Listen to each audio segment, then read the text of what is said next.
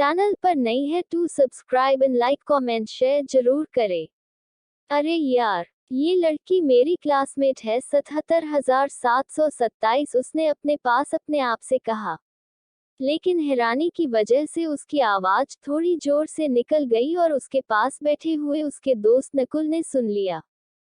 जैसे ही रुद्र को इस बात का एहसास हुआ तो उसने नकुल को देखा और उसने अपना सिर नीचे किया। नकुल रुद्र का दोस्त था, या कहे तो एक दबाव जो उस पर हर पल बना रहता था। नकुल ने उसे घूर कर देखा और चुप रहने का इशारा किया। नकुल भी रुद्र से कम हैंडसम नहीं था, बस वह एक शांत लड़का था और सही बात के लिए ही अपना मुंह खोलता था। रुद्र कहता कि वह अपने शब्द ऐसे इस्तेमाल करता है जैसे उन्हें बेच रहा हो, हर शब्द को चुन चुन कर बोलने की नकुल की आदत पूरे क्लास को पता थी। नकुल ने इंद्र को चुप बैठने के लिए कहा और फिर से अपना सर उन किताबों में फंसा लिया। रुद्र ने नकुल की इस हरकत को करते हुए देख लिया और अपना सर ऐसे हिलाया जैसे अपने आप को कोस रहा हो। बात सभी कैंटीन की तरफ जा चुके थे। रुद्र ने अपने साथ कुछ देर नकुल के लिए भी खाना ले लिया और फिर जाकर एक साइड टेबल पर बैठ गए। आर्या ने भी जाकर खाना लिया। आज उसने कुछ एक्सपेंसिव नहीं बल्कि नॉर्मल खाना ही लिया जो रूटीन के हिसाब से कॉलेज में दिया जाता था। आर्या के साथ वेदिका भी थी। दोनों जाकर कल वाली ही टेबल पर बैठ गई। उन दोनों का ध्यान वहां पर बैठे नकुल और रुद्र पर नहीं गया, क्योंकि रुद्र और आर्या एक दूसरे की तरफ पीठ करके बैठे। वेदिका ने बैठते ही पहले आर्या से पूछा, तुम मुझे पहले बताओ, तुम 3 महीने से कहाँ थी? तुमने कहा था कि तुम मुझसे ब्रेक में सब कुछ बता दोगी, लेकिन तुमने अब तक मुझे कुछ नहीं बताया है। तुम बताना चाहती भी हो या फिर नहीं? मैं ही साफ बकबक करके बोल दिया था। उसने एक सांस। आर्या ने उसकी तरफ देखा और कहा, पहले खाना खाओ। उसकी बात सुनने के बाद वेदिका का खाने पर ऐसे टूट पड़ी जैसे कोई बरसों का भूखा खाने पर पड़ता है। उसने हर बार से आज थोड़ा जल्दी खा लिया था, लेकिन आर्या अभी भी खाना खा रही थी। वेदिका ने जल्दी से खा लिया, अब बताओ। मैंने खा लिया। आर्य ने वेदिका की तरफ देखा और कहा, मैंने ऐसा नहीं कहा था कि तुम्हारा खाना होने के बाद बताऊंगी, मैंने कहा था खाना खाने के बाद बताऊंगी, मतलब मेरा खाना। उसके इस बात को सुनकर वेदिका ने गुस्से से अपनी मुठियां भींच ली और वह आर्य को देखती रही। उसे जल्द ही पता चल गया कि उसके ऐसे देखने से आर्य को कोई फर्क नहीं पड़ने वाला था, इसलिए उसने अपनी नजरें उससे हटा ली।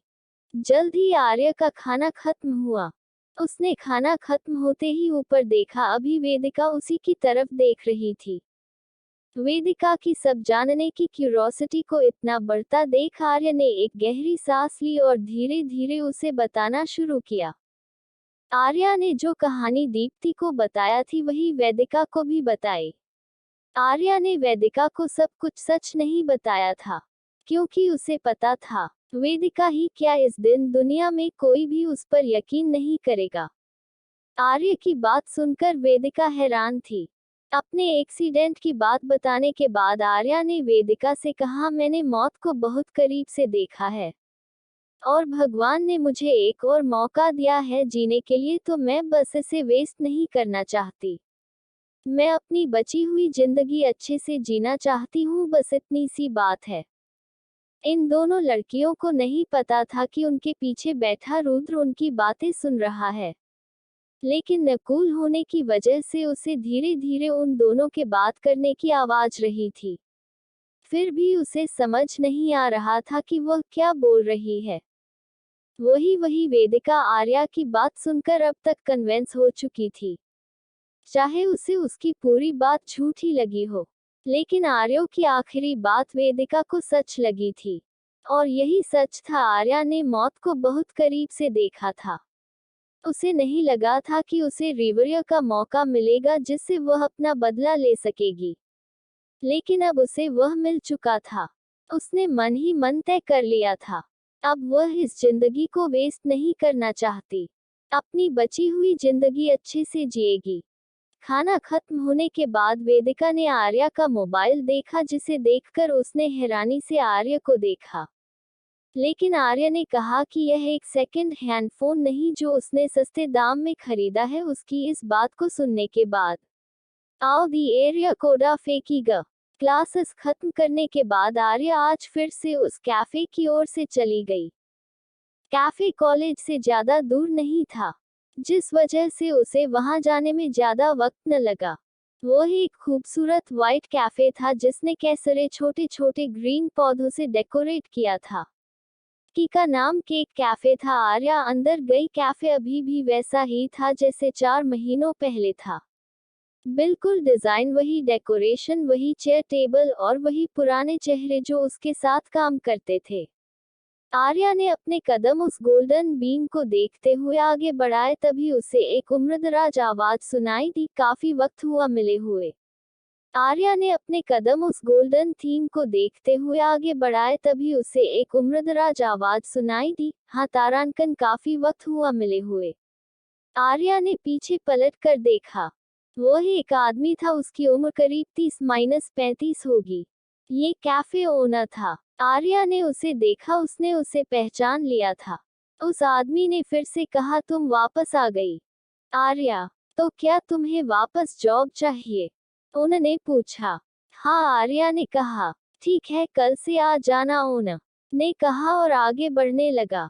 लेकिन आर्या ने बीच में कहा, मैं अभी से काम शुरू करूँ। 777। उन्होंने पीछे मुड़कर देखा और परमिशन दे दी। आर्या एक्सीडेंट से पहले करीब 6 महीने से यहाँ पर जॉब कर रही थी। कैफे ओनर को उसका काम पसंद था। वह कभी भी किसी काम के लिए मना नहीं करती थी। वह किसी बात की शिकायत या बदतमीजी भी नहीं करती थी। उसे बस अपने पेमेंट से मतलब था, जिस वजह से कैफे ओनर उसके जॉब से खुश था। उसने आर्या के अचानक जाने के बाद जब उसके दिए हुए कॉन्टैक्ट नंबर पर कॉल करके देखा तो उसका फोन लगा ही नहीं। लेकिन आज आर्या को देख वह हैरान था, साथ ही खुश भी। आर्य के पास अभी कोई काम नहीं था, इसलिए उसने आज से ही काम करने का तय किया। वह जैसे ही पीछे मुड़ी उसने 2 लड़कियों को देखा जो उसे देखकर मुस्कुरा रही थी। वह जल्दी से उसके पास चली आई। दोनों करीब करीब एक जैसे ही दिखती थी। दोनों का नाम अस्मिता और सुमिता था। वह विस थी। वह जल्द ही आर्य के पास आकर खड़ी हो गई। अस्मिता ने कहा, हाय ब्यूटी, तुम तो पूरी तरह से बदल गई, हमें तो तुम पहचान में ही नहीं आई। लेकिन तुम्हारी ये लंबी चोटी ने हमें याद दिलाया कि यह तुम हो। उसने इतना बोलकर आर्या के चोटी को देखा। सुष्मिता ने जल्दी से उसे हिलाया, यार अब तो उसके बालों का पीछा छोड़ दो। वह इतना बोलकर हंसने लगी। वही आय अभी भी चुपचाप खड़ी थी। वो तीनों बात कर ही रही थी कि तभी कैफे की बेलबाजी कोई अंदर आया था। तीनों ने देखा कॉलेज स्टूडेंट का एक ग्रुप अंदर आ रहा था। अस्मिता और सुष्मिता ने जब स्टूडेंट से नजर हटाई तो देखा कि आर्या किचन से अप्रैन पाकर बाहर आ रही थी।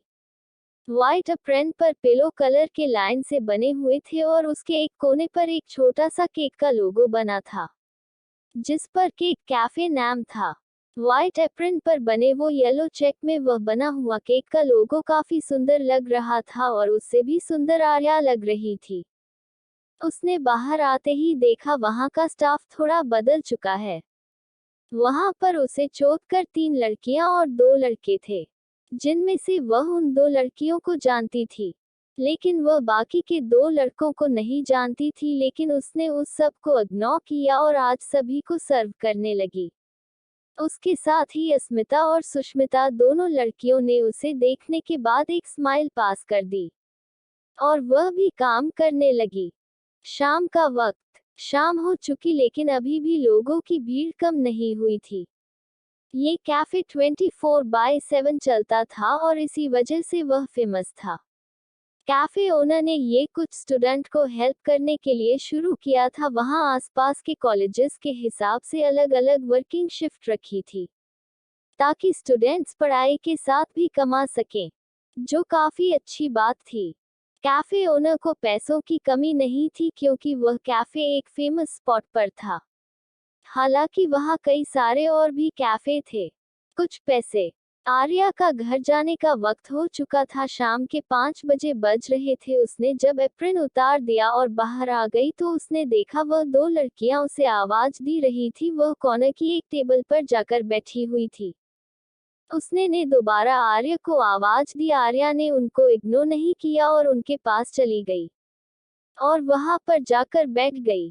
यही कुछ 2 मिनट बाद उनमें से एक ने जाकर 3 कॉफी कप लाकर टेबल पर रख दिए। Welcome back. ये हमारी तरफ से तुम्हारे लिए एक छोटा सा वेलकम है, अस्मिता और सुष्मिता ने है कर कहा। वह दोनों पटरविस थी और साथ में ही कॉलेज और पार्ट टाइम वर्क करती थी। उन दोनों ने आर्या को मुस्कुराकर देखा।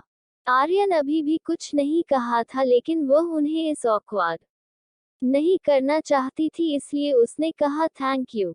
अस्मिता ने कहा कोई बात नहीं, इतना तो बनता है। और फिर सुष्मिता ने कहा आर्या, तुम्हें पता है तुम्हारे जाने के बाद वह हमारे साथ जो लड़की काम करती थी, उसने बांस के पैसों में कोई घोटाला कर दिया और फिर सारा इल्जाम उस लड़के पर डाल दिया। और जब बॉस को इसके बारे में पता चला तो बॉस ने दोनों को भी निकाल दिया। तभी सुष्मिता ने रुक कर कहा, मुझे तो उस पर पहले से ही शक था। मुझे वह लड़की बिल्कुल पसंद नहीं थी। उसकी नजरें बहुत अजीब थी और वह अक्सर तुम्हें सताती थी। कैसी लड़की थी ना। आर्यन इन दोनों की बात पर अपना सर हमें हिलाया और फिर आर्यन ने कहा, तुम दोनों क्या कर रही हो। तो तारांकन 304 की इस बात पर दोनों ने एक दूसरे को देखकर मुस्कुराया और कहा कुछ नहीं, सब कुछ ठीक चल रहा है जैसे पहले चल रहा था। उसकी हंसी मिस्टीरियस थी और इसका राज भी आर्या को पता था। वेलकम गाइस, हमारे चैनल पर नई है to subscribe and like comment share जरूर करें ताकि आगे की स्टोरी आप लोगों के बीच अपलोड कर सको।